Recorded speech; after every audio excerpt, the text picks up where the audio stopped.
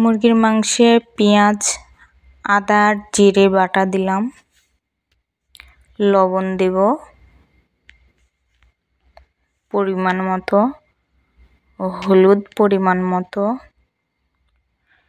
শুকনো মরিচের গুঁড়ো দেব পরিমাণ মতো,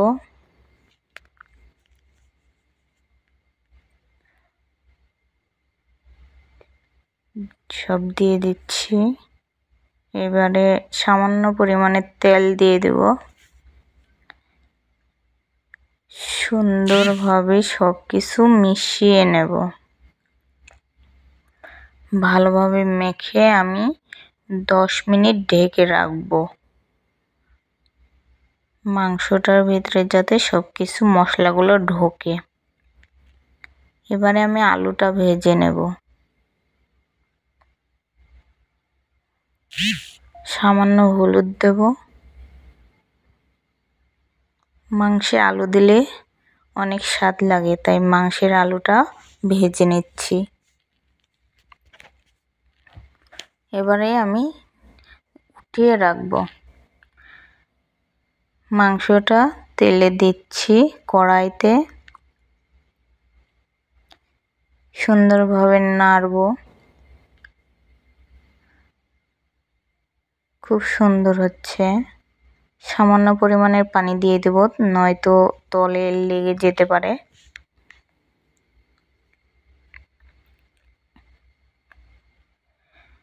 পানিটুকু দিয়ে সুন্দরভাবে মাংসগুলো কষিয়ে নেব।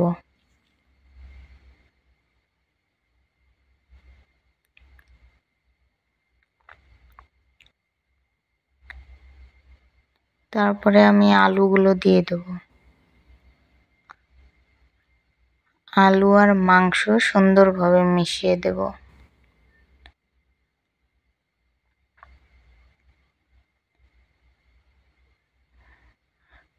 মাঝখানে মাংসটা আমি ঢেকে দিয়েছিলাম।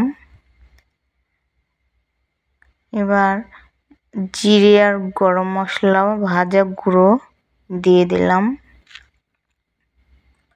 আমার রান্না হয়ে গেছে, দেখুন কালারটা কত সুন্দর।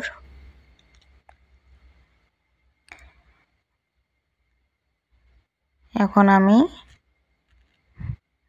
কত কি রান্না করেছি দেখুন। মাংস, মাছের ডিম, ভাত, অনেক কিছু রান্না করছি। তো এভাবে রান্না করতে পারেন আপনারাও।